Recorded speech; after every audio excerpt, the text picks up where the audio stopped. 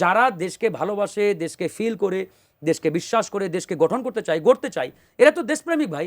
এখানে কোনো ধরনের ডানপন্থা বামপন্থা রাজনীতি চলবে না, থাকবে না। এখানে একটা মধ্যম পন্থার আমরা নতুন বাংলাদেশ বিনির্মাণের স্বপ্ন নিয়ে এই পর্যন্ত এই দেশটাকে নিয়ে আসছি। আসলে ৭১ সাল বা ৭১-এর যে মহান মুক্তিযুদ্ধ, এটাকে আমরা বিশ্বাস করি না, স্বীকার করি না। যেমনটি আমার সমালোচক বললেন বারবার, মানে বলা যায় এটা একবারে স্রেফ মিথ্যাচার। আমি বারবার বলছি যে ৭১ আমাদের অস্তিত্ব, ৭১ আমাদের ফাউন্ডেশন। ৭১ ছাড়া তো এই বাংলাদেশকে আমরা কল্পনা করতে পারি না। তাহলে আমরা ৭১কে অস্বীকার করলাম কোথায় ভাই? এখন ধরুন আপনি একটা বিল্ডিং তুলবেন, নিশ্চয়ই আপনি একটা 10 তলা বিল্ডিং একদিনই তুলতে পারবেন না, ফাউন্ডেশন লাগবে।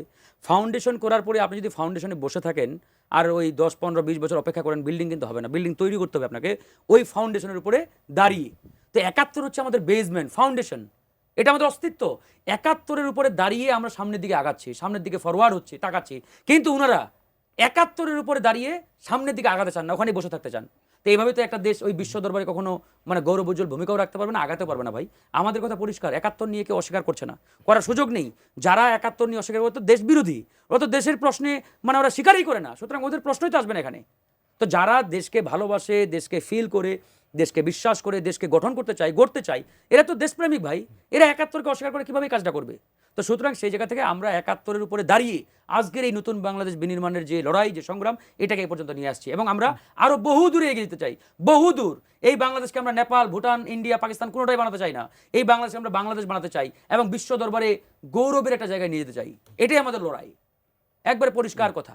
কিন্তু তাদের এই বক্তব্য শুনে বারবার পিছনে ফিরে তাকাতে হয়, বারবার পিছু টান। এই যে উনি বারবার বলার চেষ্টা করছেন দেশের ডানপন্থার উত্থান হচ্ছে, তাহলে কি দেশে বামপন্থার উত্থান হলে ভালো? আমরা ওই ডানপন্থা যেমন চাই না, বামপন্থাও চাই না, আমরা চাই মধ্যম পন্থা। এখানে কোনো ধরনের ডানপন্থা বামপন্থা রাজনীতি চলবে না, থাকবে না। এখানে একটা মধ্যম পন্থার আমরা নতুন বাংলাদেশ বিনির্মাণের স্বপ্ন নিয়ে এই পর্যন্ত এই দেশটাকে নিয়ে আসছি। এখানে কিসের ডানপন্থা, কিসের বামপন্থা? কিন্তু তারা দেখবেন সবসময় খালি ডানপন্থা ডানপন্থা ডানপন্থা। বামপন্থা নিয়ে একটা কথা বলবে না কেন? বামপন্থা কি বাংলাদেশকে এবার জান্নাত বানিয়ে দিচ্ছে? আরে ভাই, আপনি ডানপন্থার কথা বলছেন, একই সাথে বলেন বামপন্থা ভাইরাস। এই বামপন্থার কারণে বাংলাদেশ 50 বছর পিছিয়ে আছে। আমরা তো বলি নাই যে আমরা ডানপন্থাকে সাপোর্ট করি, ডানপন্থা চাই, কোনোদিন বলেছি? আমরা যে রাজনীতি করি এই রাজনীতিটাও আমাদের মধ্যম পন্থার। তো সেই জায়গা থেকে ভাই আপনি যখন কথা বলবেন, আপনাকে উভয় দিক চিন্তা করে উভয় লাইনে ধরেন যে আপনার কথা বলতে হবে। এক কেন্দ্রিক কথা বললে আপনি তো ওই জায়গায় নিজেকে রাখতে পারছেন না। তো আমরা ওইরকম বাংলাদেশ বিনির্মাণ করতে চাই না, আমরা নতুন বাংলাদেশের স্বপ্ন নিয়ে এই পর্যন্ত আসছি।